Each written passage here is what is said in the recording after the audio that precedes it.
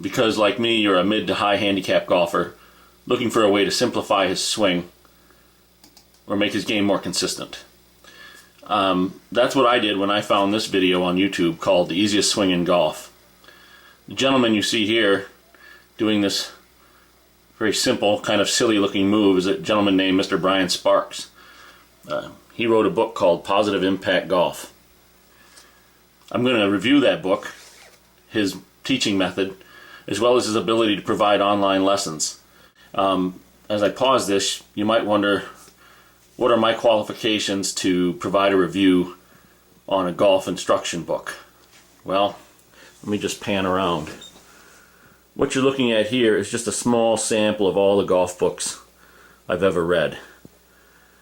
None of them have done much to improve my game. I've read them all. David Ledbetter, Jim McLean, Butch Harmon, Hank Haney, Golf Like Tiger Woods, Golf Like Anakin Sorenstam, Golf Like Ernie Els, Golf Like Nick Faldo, all of them. The PGA Tour Manual, Idiot's School for Short Game, you name it, I've probably read it, bought it, borrowed it, whatever. And none of those books have done more to improve my game, make it more consistent, easier, to allow a more enjoyable round of golf than this book here, Positive Impact Golf. How can you hit with any distance with a swing like this? I'll just fast forward here till it gets to a longer club. And what I noticed is at the bottom of his swing, in fact in his book he talks about this, he uses the word impetus. I love that. It's my favorite word in the entire book. Yes, I have one word in the book that's my favorite, impetus. He says at the bottom of the swing there has to be a little impetus to the swing, and whack. That golf ball will go plenty far without any effort. Okay, Brian's book focuses on 6 fundamentals of the golf swing. For me, there was one that really helped my game more than anything. But to understand how good his points are, you have to understand kind of what your standard thoughts are in the golf swing. For any of you who have ever read a golf instruction book, you've probably seen this drill. It's a turning drill. And standard golf instruction would tell you, as you do the backswing, you get turned behind the ball. See how my lead foot is still on the ground? And this allows a proper full turn and makes my shoulders wind up more than my hips. That allows me to generate power. From here, there'd be a little bump with the hip back towards the target, an unwinding of the hips, and then a firing into a full finish. And I can tell you, being short, fat, and over 40, this is painful. That hurts. Brian's swing, if you remember from the earlier part of this video, is to allow for movement. It's all based on movement. Don't worry about your feet. Don't worry about your head. Just simply turn. Look how my foot comes up on my ground, off the ground. My head's moved quite a bit, and I turn back through. And this is the core of the golf swing, right here. So simple. You're getting weight shift, just like this drill. Here, I'm getting weight shift, but I'm not putting any stress on my back.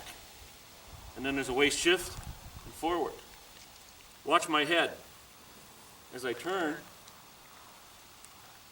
you'll see there's quite a bit of movement from the center. There's no focus on keeping that head perfectly still.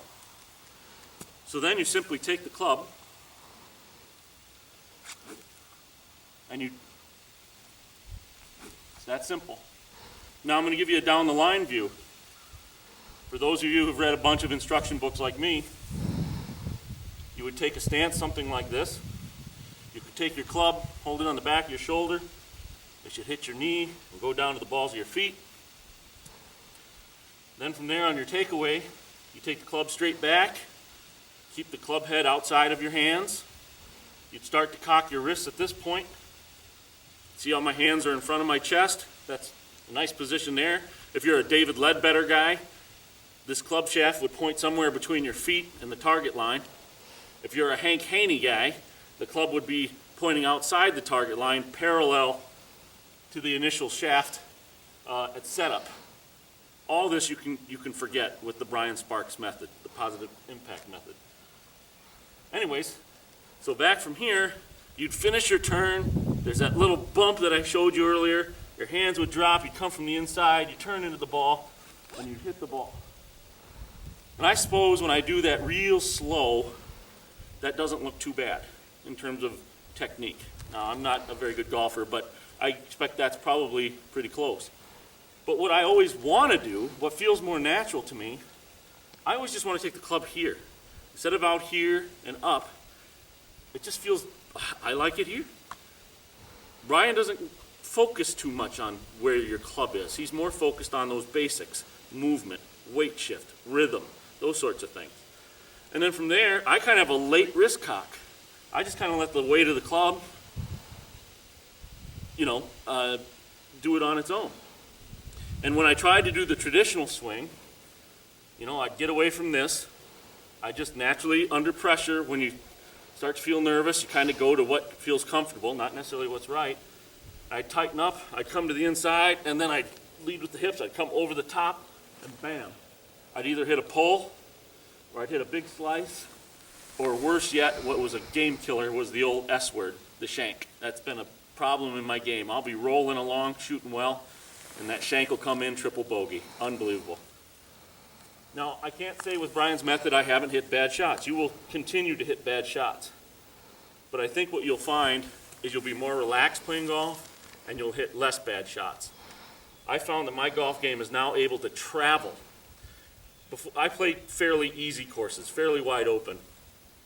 I could spray the ball off the tee 3 fairways over, hit a ball back somewhere up by the green, pitch it on, 2-putt for a bogey, maybe get lucky and get a par, and I'd always be shooting around, bogey golf. And now I'm shooting close to 80 most of the times I'm playing, and occasionally in the 70s as well. And I found my game could travel. I recently played a very difficult course, sloped 130 or more from the blue tees, and I shot an 84 in a member guest tournament. That was a great round, and I felt very relaxed. I enjoyed it. And so all I'm focusing on is that movement. I'm not worried too much about my wrists. I'm not worried too much about my arms. And I just go ahead and hit the ball.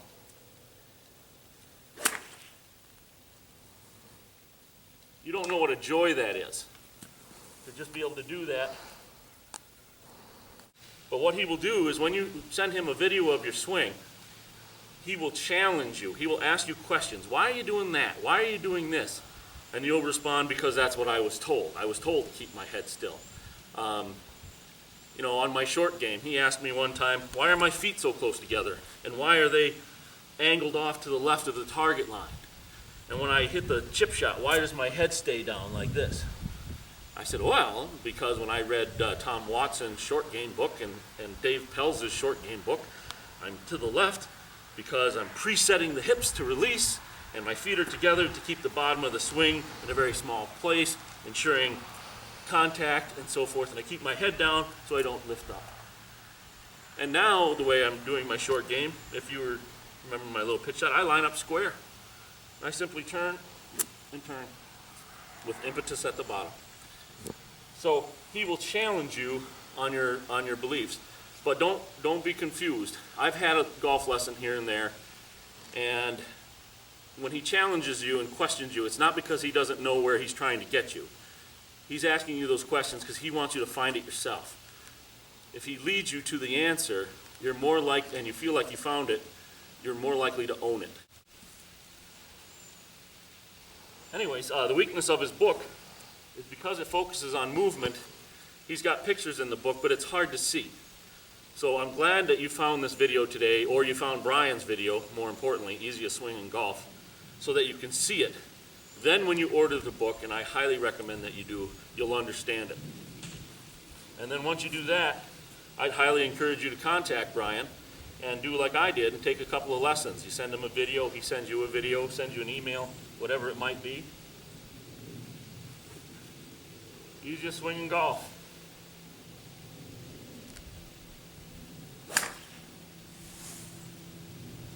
That was the best one yet. Thanks for watching.